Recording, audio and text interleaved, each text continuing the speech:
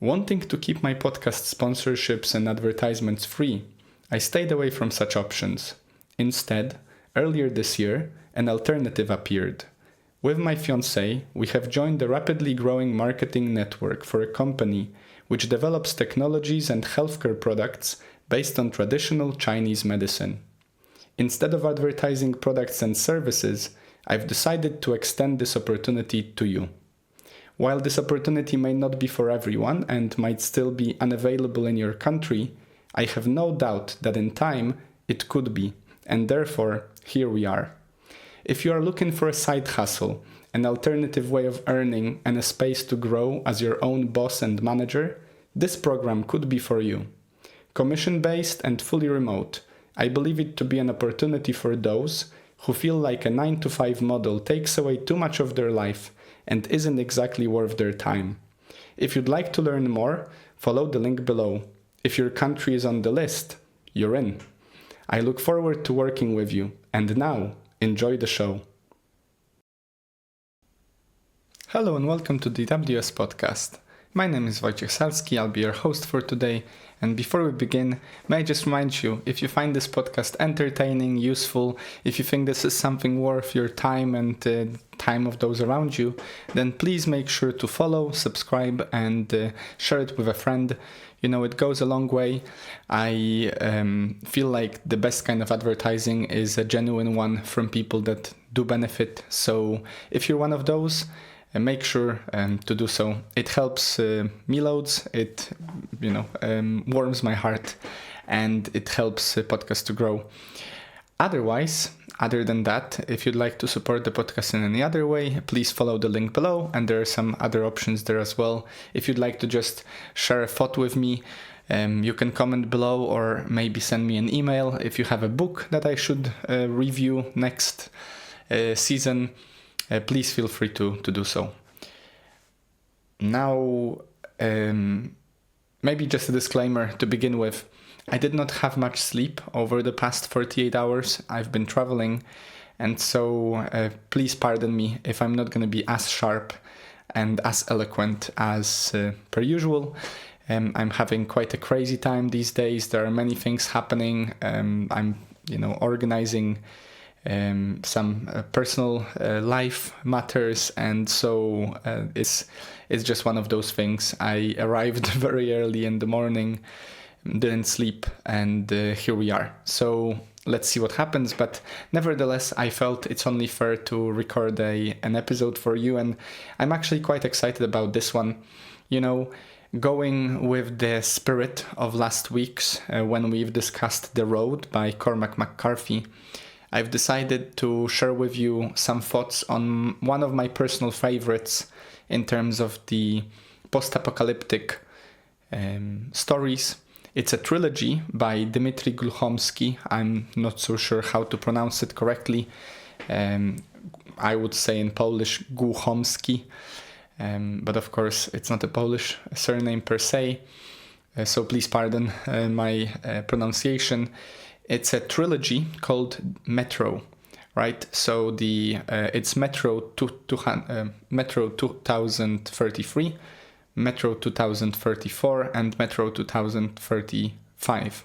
These three novels are a sort of a trilogy which tells the stories, not one story, but multiple stories, very layered. It's like a world of its own, similarly to Lord of the Rings in that regard, about a post-apocalyptic underground world based in the amazing and crazily laid out underground metro, which is basically subway or underground, whatever you would call it. In Poland we actually call it metro, and I assume in Russia it's the same in Moscow. So as per usual, I will not really share with you much of the story. I want you to be able to enjoy it yourself. I've read this trilogy twice. Once I read it when I was a youngster, and then I listened to it on audiobook quite recently, I think 2 years ago or maybe last year. I thoroughly enjoyed it. It's a beautiful story, and especially if you're quite interested in the post-apocalyptic vibe, I certainly am, and I found this novel really, really gripping and interesting. And also, yet again, as novels tend to give us an opportunity for, I found this novel greatly profound in many ways. So I have some notes here with me. I have some notes on screen as well. And what we're gonna do is I've prepared 4 themes for you to explore, with some additional quotes and ideas from other books that we've discussed or other sources that we've discussed. And of course, as always, I'll also give you some invitation at the end of the episode to reflect upon. But of course, feel free to choose any and all of the ideas that we're going to talk about, because I feel, I've tried to, as always, curate this to fit anyone's life. I mean, these are very similar to the many books we've explored over the last few weeks.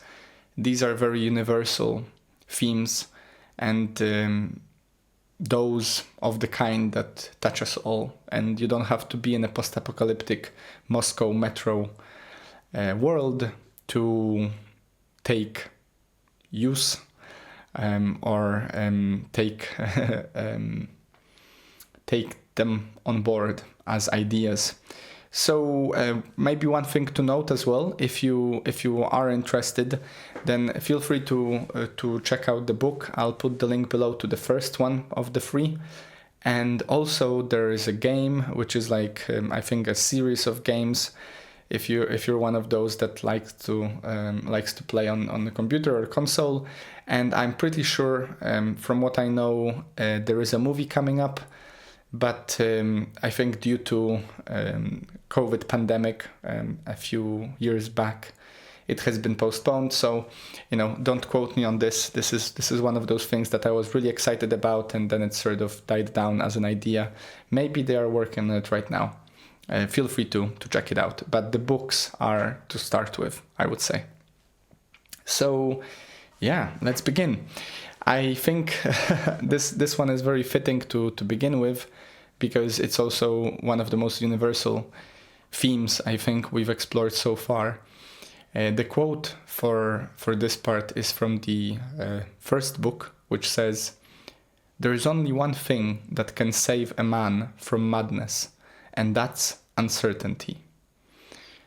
Now, of course, to put it into perspective, as you might expect, throughout the novel, throughout the story, our main character and their partners or collaborators and colleagues, and also their antagonists, all face the many dangers of the post-apocalyptic world.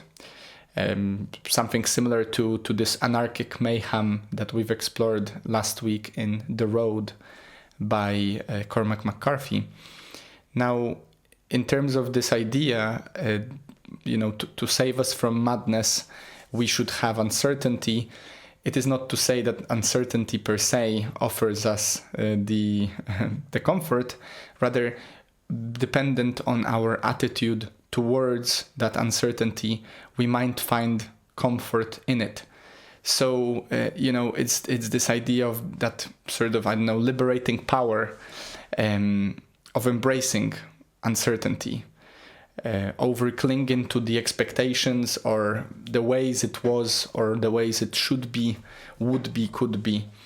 And if you consider this idea that the only certainty of life is change, the only certainty of life is change, then even me saying that, how does that make you feel? That can tell you a lot about your attitude towards uncertainty, right? If you're not comfortable with the idea of change, if you struggle to embrace new realities, if you worry, about things that will change, about people leaving your life or leaving this life, about some of your things going missing or being misplaced or being broken. Everything will turn to ash at some point. We just have different best before dates, let's say, as different structures in this universe. Dependent on how you approach this idea of change and uncertainty, you might find comfort in it, or you might drive yourself insane through it. So, of course, in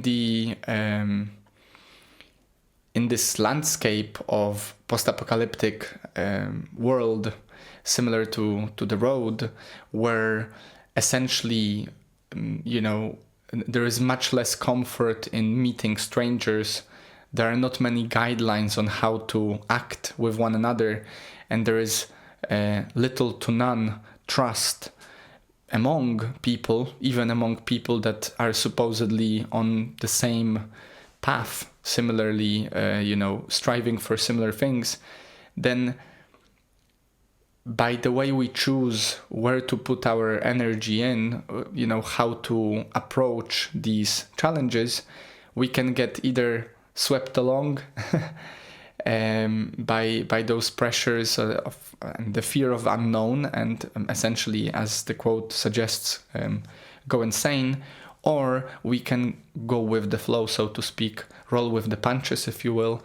And essentially, I would say, by cultivating the courage and the faith, hope maybe, of embracing uncertainty rather than going against it, we can, at least within our minds and hearts, overcome the tribulations and challenges of this change occurring. I think, we've talked about this, and I'll link below these 2 episodes for you. We've talked about this in the 7 Spiritual Laws of Success by Deepak Chopra, as well as in Letting Go by David Hawkins, which is one of the favorite episodes of all time on this show. The way you approach things in your life, the way you approach your plans, the way you approach your dreams, ideas, things that you already have, relationships, it's all up to you, right? If you have certain expectations, and I would say it's completely valid to have some, you have to take into account, you got to sort of factor in that it's not gonna go exactly as you envision it, always. Sometimes it may, sometimes it may not.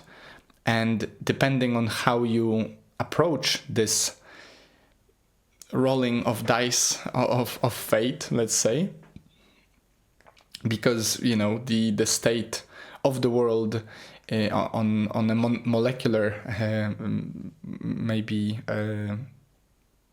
in a molecular stage is chaos, essentially chaos with many rules that sort of spring up out of this chaotic orchestra, this play, this musical of life.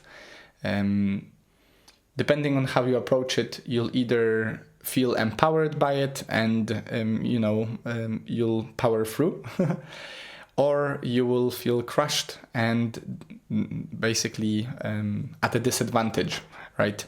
And there are some ideas from, for example, from, I think, there is a Buddhist idea of a parable of the tree, that one should be like the tree that bends, so it can withstand the storms without breaking. That we should be flexible enough to approach change as it happens without it destroying us due to our rigidity.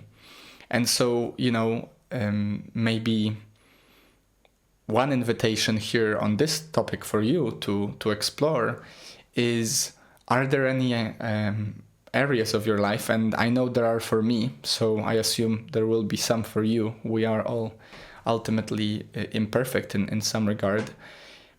What are those areas of your life in which you are maybe slightly too rigid? Or maybe which are those areas of your life when you're too flexible to the point that you actually have no structure whatsoever to them? Because of course, yet again, as per usual, it just so happens that probably the best way is the middle way, right? To be rigid enough to sort of withstand the tests and stay on course, whatever that course means for you, but at the same time to be flexible enough to roll with those punches, to allow yourself to alternate and pivot when need be, basically not to break under the pressures and not to go mad from realizing that what you've expected is not necessarily what happens. You know, it's I think it's very closely related to this idea of faith, having faith that it will all turn out for the best. Personally, as much as, you know, my life's not perfect, and I think in many ways there are areas to improve upon, it does help me on the daily basis to recognize that it's probably for the best how it turns out, no matter how it turns out. And in a way, it's like like how do you call it? Like an invitation to experiment or to play with this idea. Like, if something happens, what are you going to do about it? And maybe instead of embarking on gloomy and sort of really demotivating adventure of finding more and more problems within that problem that occurred, you can challenge yourself to try and find the gold within it, right? So if something doesn't work out for me, as much as I often also fall down the pit of sorrow for some time, I try to remind myself of this idea that something good is coming up out of this. I just don't see it yet.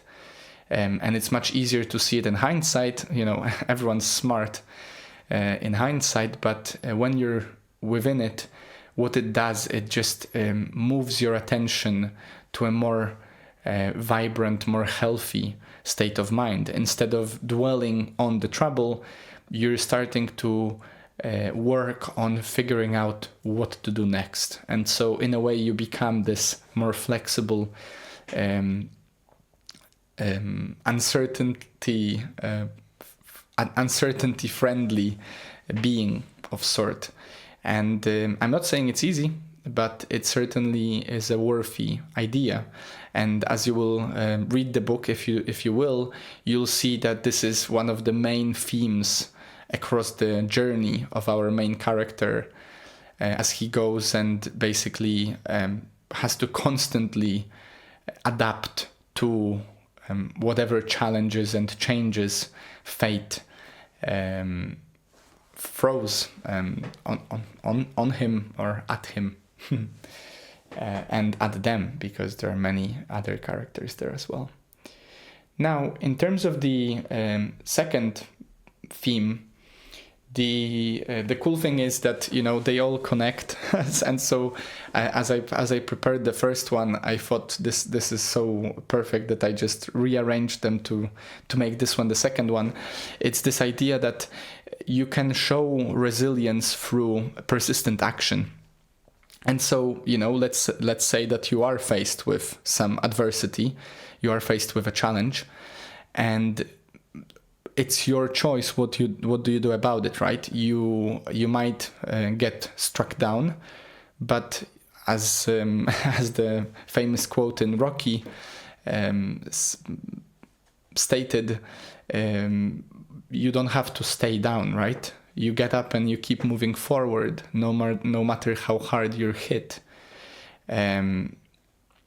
And so, you know, in a way, this the quote here is an invitation. It's actually a parable shared with the character during one of his adventures.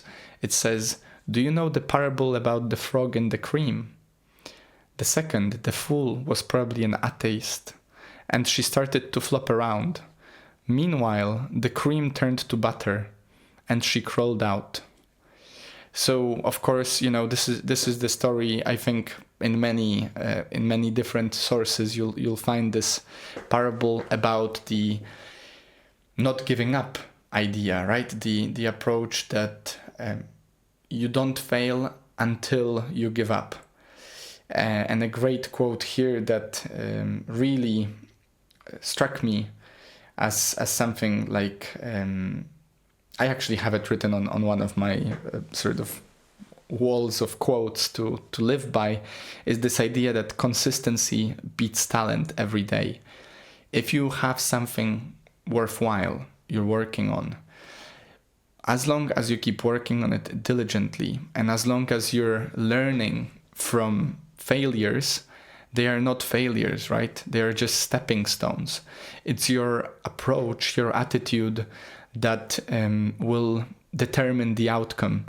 And especially, in the context of this post-apocalyptic world, where obviously there are constantly basically impossible odds going against you, because the whole world is against you in such a landscape where everyone is basically a potential threat, and you cannot trust anyone.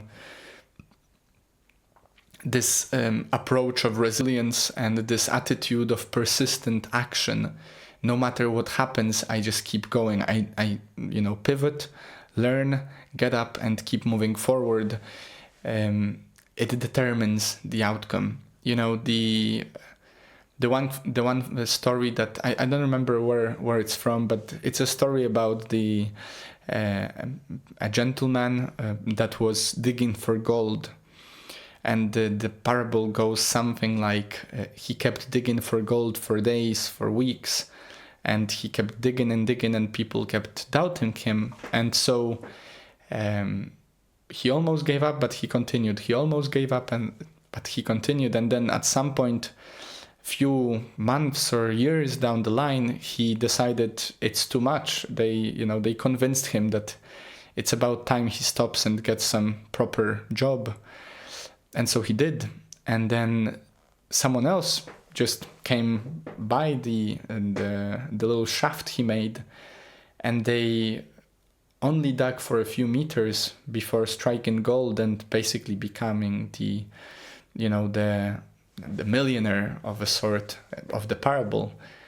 And of course, one idea that might stem from this story is like, people will take advantage of your efforts and take it for their own, or someone could argue it's madness to do the same thing again and again and expecting different results. But I would say that especially if you know something truly deep down within you is worth your while, then no matter how long it will take, you should keep trying. Of course, making some adjustments potentially, being smart about your actions. Nevertheless, you should not give up, because the moment you give up is the moment you actually failed. If you keep going at it, if you keep being consistent, and you build momentum over time through small actions, it will compound. That I truly believe compound interest, about which we've explored so many episodes at this point, will turn out for your benefit at some point. And so, to echo this idea, especially if you're in a very difficult situation, if you feel like you're literally, you're stuck in the cream and you're drowning in it, if you keep going through hell, keep going. That's a quote which supposedly was said by Winston Churchill. I don't know if that's the case. There are many quotes out there nowadays that are assumed by many. Just keep going. I assume you have had, or if not, you will at some point in your life have a challenging situation which does truly feel like there is no way out. maybe because you will fall into a certain debt, maybe something tragic will happen in your family and you'll feel crushed. You might lose a job, and some people might tell you that there are no jobs going around. But as with everything, it's all about the attitude and your action. Because even in the direst of times in the world, there were always those that managed to make their ends meet or even make a fortune, right? This idea, yet again, from Napoleon Hill, which I'll also link below, from Think and Grow Rich, this beautiful idea, which really resonates with me deeply, is like work hard on... He said something like, if you work hard on yourself, you can make a living. If you work hard on your job, you can make a living. If you work hard on yourself, you can make a fortune. And what better way to working hard on yourself than to overcome challenges through persistent action and to learn from mistakes, to learn from what worked as well, and basically over time develop this ability to identify a challenge, overcome it, and keep moving forward. So yet again, this is one of those things. The easiest way to get started, I think, here is simply choose whatever goal you have that you've not yet started doing and actually start doing it. And you can start really small. If you want to read more books, just read 5 pages a day or read for 2 minutes a day. Whatever the tiniest fraction that you're willing to do. Because over time you will read more and you will do more. If you start walking for 10 minutes because you're overweight and you want to lose some weight, walking every day for 10 minutes over time will end up you running a marathon. I have no doubt about it. It's just persistency and consistency of action. And of course, it's like a self-fulfilling prophecy, because once you see the results, you don't want to stop. I've recently, literally just yesterday, had a chance to meet one of my fiance's friends, and he said some things about going to the gym and stuff, and he asked me how long have I been going, and I did say that consistently I've been going for about 1.5 years, 2 years now, but I've been quite active overall in my life, usually with some sort of sport. And at that point he sort of took it and said, oh yeah, of course, well, you've been doing it for so long. How can I ever get to that point? And of course, the only way he can get to any better point of being muscular is to just start working out. And fair play, at the beginning, the results will be minimal and you will not see many of them for many months. But the beautiful thing about it is if you keep at it for a few months and you start seeing the first results and you start feeling the first results, you won't want to stop, because it will prove true. And once it proves true, it's much easier to keep going forward once you get that positive feedback once or twice. But of course, the hardest part is to go from 0 to 1. So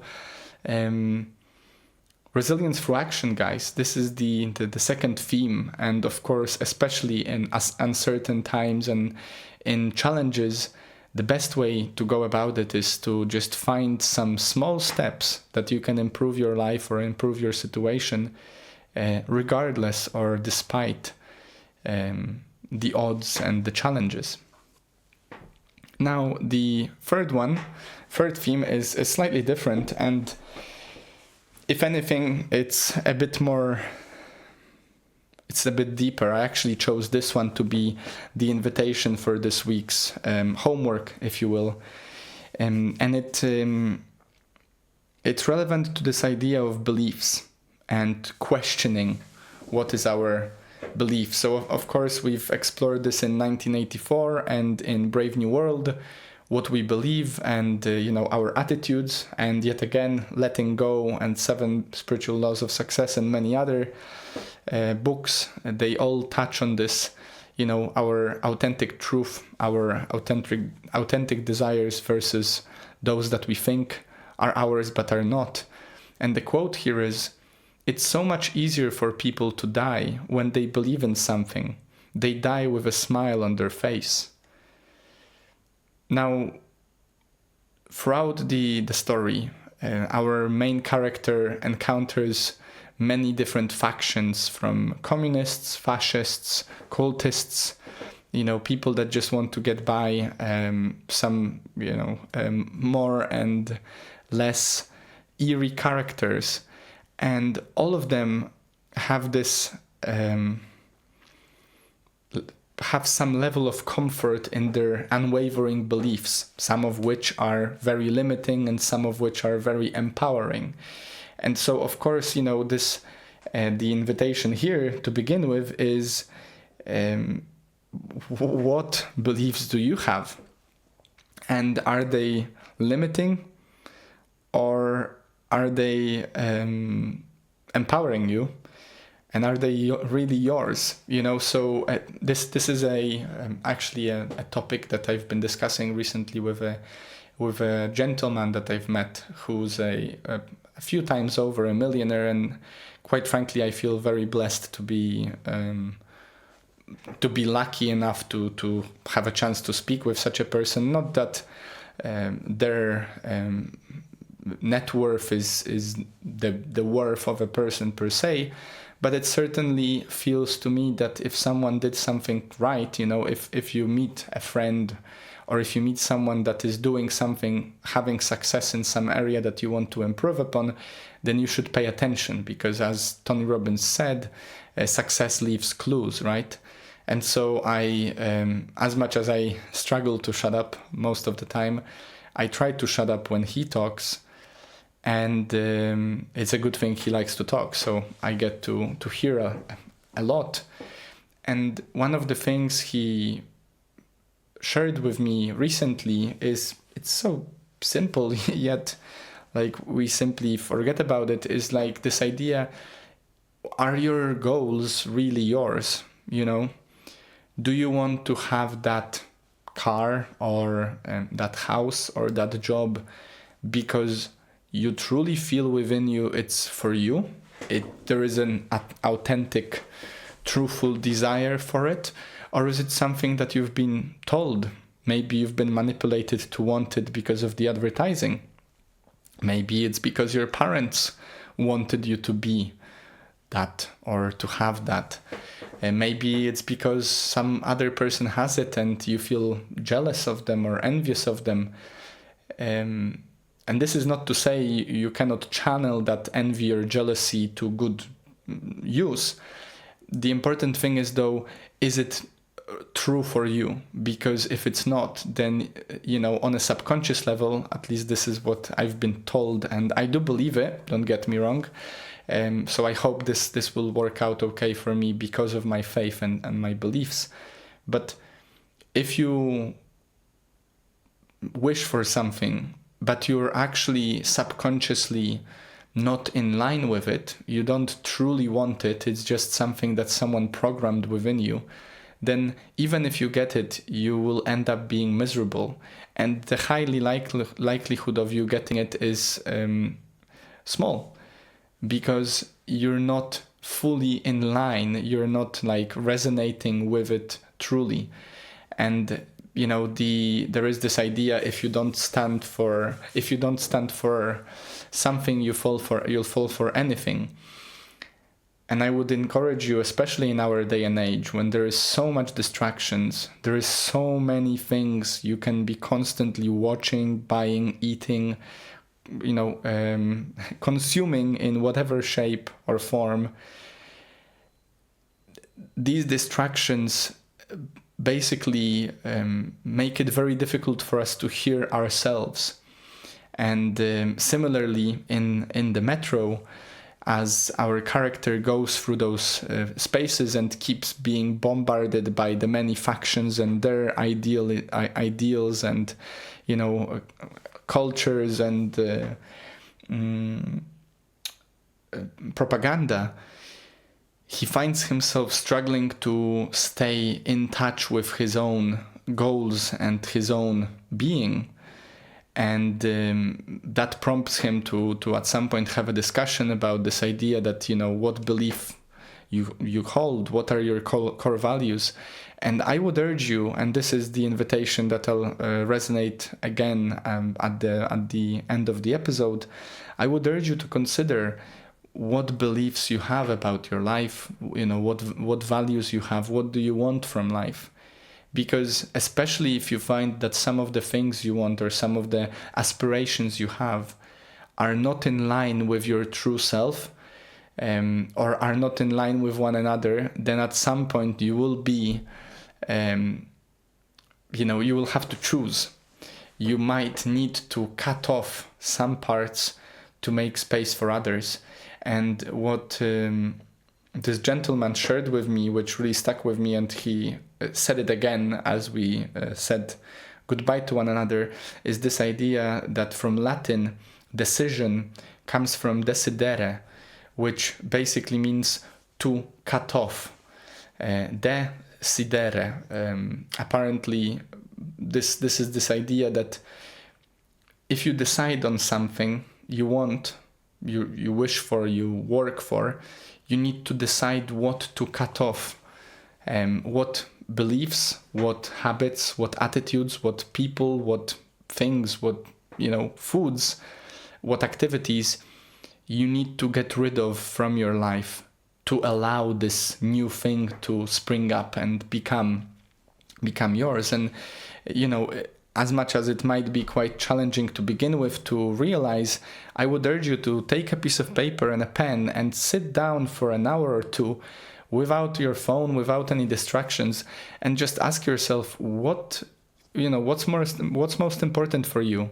What do you value in life? What kind of person do you want to be? What kind of things you want to have? Where would you like to see yourself in a few years' time? Even if these plans and these ideas will change, it's better to have them and to reflect upon them deeply so they are yours, rather than embrace whatever whims are thrown at you through this crazy consumption-based space of the world, which is obviously constantly nagging us to want more, to be more, to to consume more. And some of these things might be truly for you, some of these might not. And if you start listening to yourself more and more and less to others and the world, you will find what is yours truly. And it will also be really, really wonderful to know, because then it's much easier to decide what to cut off, right? Now, a quote here I wanted to share with you that I heard recently somewhere is a really beautiful one. There are two types of people: those that create their lives and those that live lives created to them by others. So, you can choose whether your failures, whether your mishaps define you or refine you. It's up to you how you go about going forward, and which limiting beliefs maybe you need to get rid of, and which beliefs you should act upon. And people say, I won't believe it until I see it. And the best way to see it is to act upon it, right? So if you want to do something new, then don't spend too much time planning to do it. Just start doing it, and you'll figure out how to do it better, because you'll encounter some challenges, and you will then adopt, pivot, and through persistent action, you will succeed. It's just a matter of time and your effort. Now, the fourth topic is theme, let's say, is one about hope. Because for all of these which we've explored through the power of choice and the resilience through action and beliefs to die for, you need hope. I think hope is something that they say hope dies last. I think it's for a reason that essentially what hope is like this driving force behind us, especially when the challenge is upon us, and that allows us to withstand the tests and not give up too easily. And it's also a muscle, I think. It's similarly to faith. It's a muscle that, personally, I find it to be a muscle that I develop and continually practice and strengthen through my actions. So I pray for the future to be as I want it. I wish for it to be the certain way. And then I act upon these small steps each day, believing, hoping that it will allow these actions, these steps will allow me to bring forth the kind of life that I want. So the quote here is, "Hope is like blood. While it still flows through your veins, you're alive." I want to hope. It's one of the very last passages of the second book.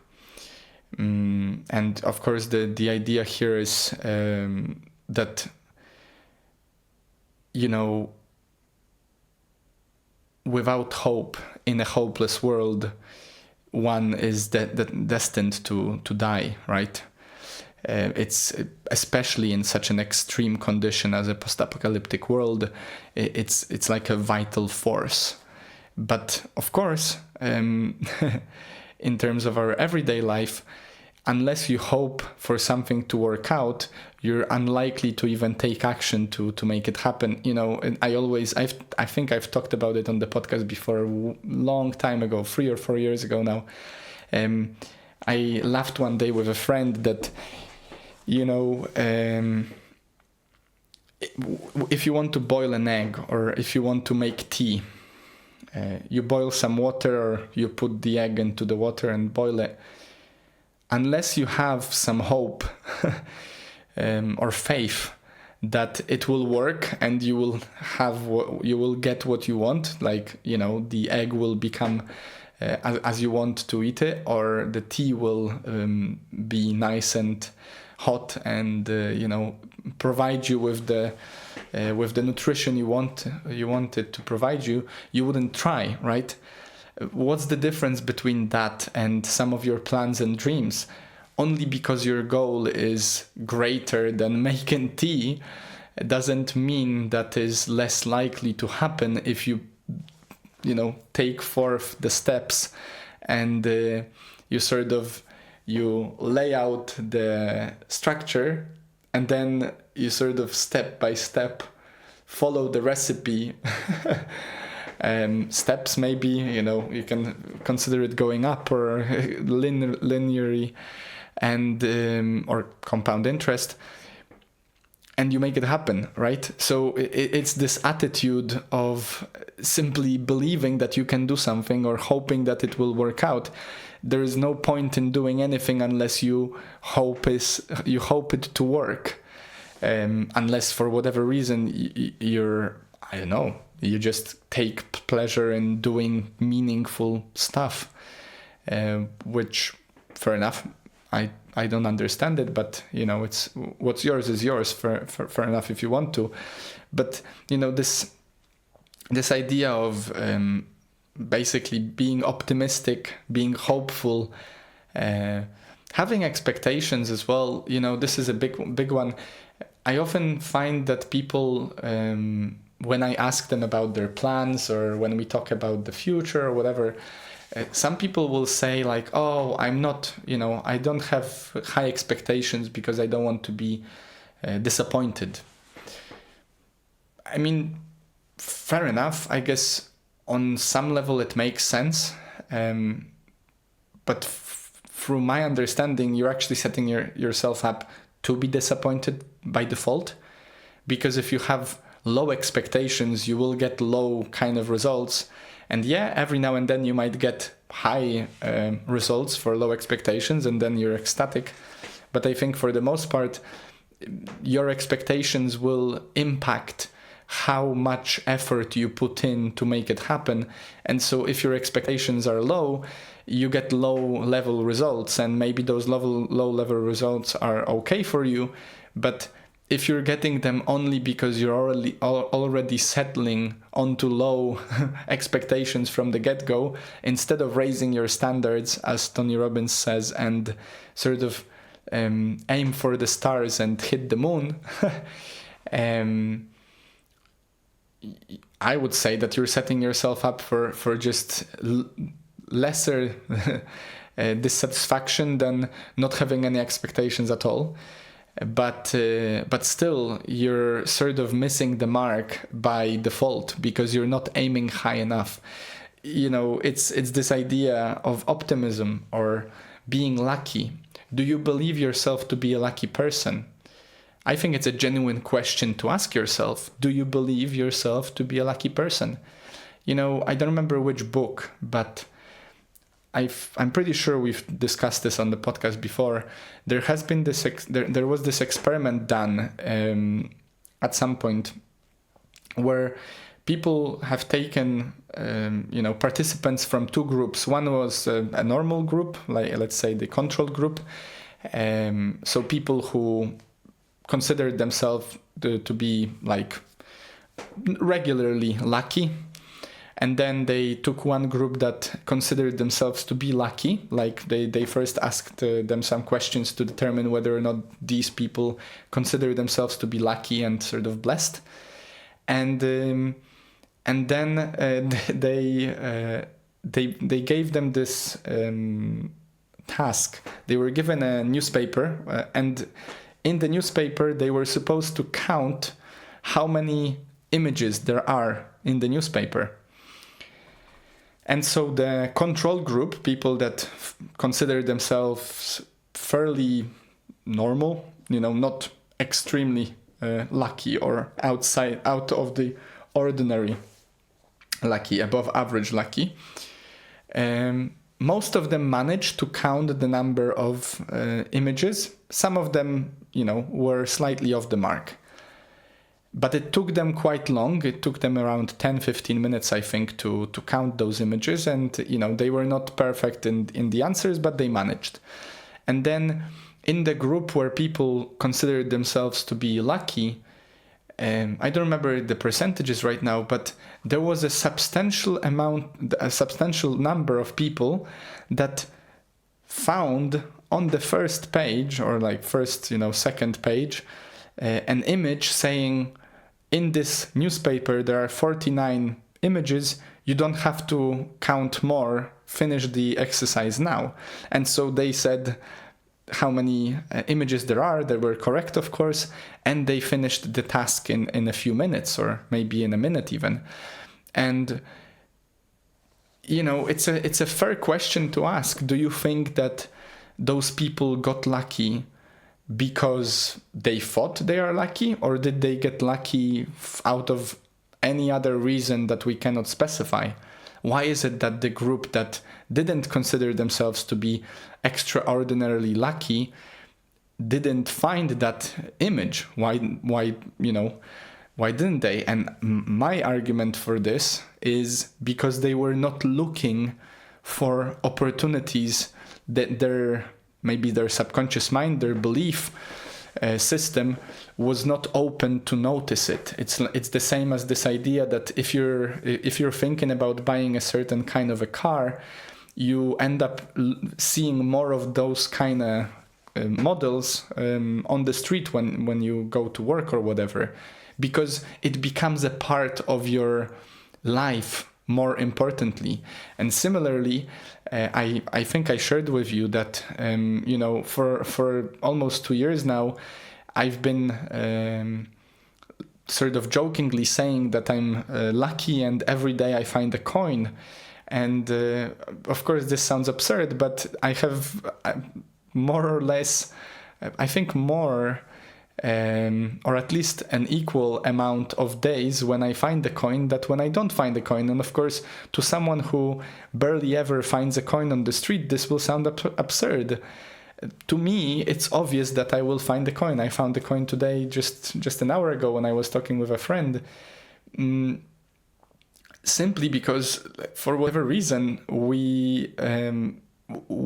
where attention goes, energy flows, right? If you open yourself up for some ideas, for some new experiences, it just becomes a part of your life, right? And coming back to this hope, this idea shared, of course, in 12 Rules for Life, which I'll link below from Jordan Peterson, and as well as in The Road, this idea of faith, of standing up straight with your shoulders back, of facing the challenge head on and believing you'll succeed, is what somehow, in some way, helps us to do just that, to be more lucky, to be more successful, to be more blessed than others, because simply you believe it to be true. And somehow thoughts are energy, and energy creates the world, and so in a way you are creating a world of your own through your thoughts and actions.